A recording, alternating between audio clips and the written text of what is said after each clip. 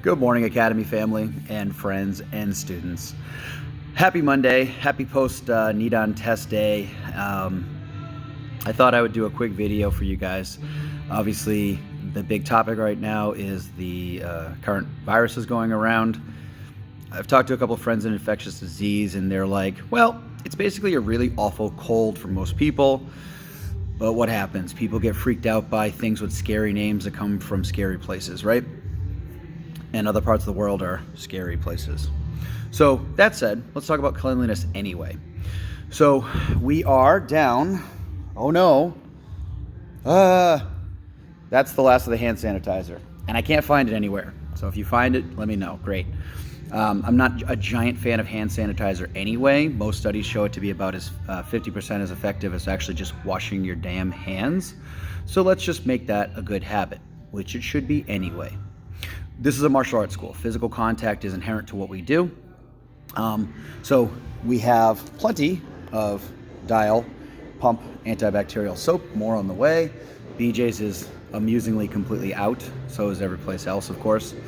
The quick thing about that, so the soaps that you get, the soaps that you use, need to read antibacterial on them.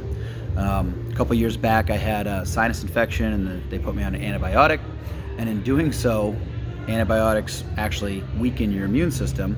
I got a little tiny skin rash from it. Looked like little pimples. I thought I was having being a 13-year-old boy all over again. So, good morning, secondary black belt Sensei Allison. Morning. What's that? Seltzer water. Oh, seltzer water. Okay, great. So, that said, went to a dermatologist to make sure I wasn't having puberty round 2. And she said, no, just, when you take an antibiotic, you have the ability to, the little germs that lives on your skin all the time, sometimes they start winning the battle a little bit. If we did nothing, your immune system would kill this. But at that point, I was using a body wash. And she said, no, don't ever use that stuff. It's kind of useless. Make sure you go to a simple antibacterial soap.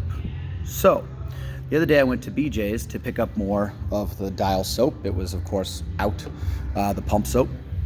So what do I see? I see the empty shelves where the dial pump soap is.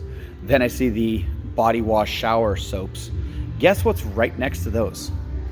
Plenty, and I do mean plenty, of this dial antibacterial bar soap. This is actually what I use to shower with anyway. So I grabbed a big container of that. So top tip for your Monday, if you can't find the pump soap, congratulations, bar soap works awesome. So, for home, if we do run out of the pump soap here, no worries, we got plenty of bar soap. It works just fine. So now let's talk about the actual physical surface of the academy. I gotta be honest, at a martial arts school, humans breathing on other humans, unless you're going to be a complete and total shut-in and you're going to have now Amazon or whatever, Stop and Shop deliver the food to your house, you have to go out. You're going to be exposed to other people breathing. It's just the nature of what it is, right? So I don't freak out about that stuff too much. We actually freak out more about bacteria and fungus here. Fungus is kind of like the big thing in martial arts schools, and we want to make sure we completely avoid. So we use a product you might be familiar with for most of the services. Hey, look, Lysol. Lysol's great. That said, 99.9% of the germs, awesome, right? The big thing is the actual matted workout area. So we have this product. Let me tell you a little quick story about that product. 10 years ago, one Allison Manzella started working here at the Metro West Academy, and at that point, she was still a student at Framingham State. And she was taking a bio class, and the professor gave them a homework assignment. He said, bring in your household cleaner items. I want to see, we're going to do an experiment on how effective they are. Okay, great. So people brought in their Windex and their Lysols and their, bleaches, etc. And Allison said, hey, can I take some of the bleach that we have here? I have to bring this stuff in. I said, yeah, absolutely. She told me what it was for. And I said, hey, I'm curious. Bring what we affectionately refer to as the green death. Bring the green death in. I want to see how it does. So they bring it in and they apply the cleaners, solvents, whatever, to the little petri dishes. And 24 or 48, whatever the time period was between classes later, she goes back to class, to the lab, And the professor says, "Whose is this?" And she thought she was in trouble. And the professor showed the class all the petri dishes, and the Lysol had spores and stuff growing on it, and even the bleach still had spores and stuff growing on it. Our friend here, thing was completely clear.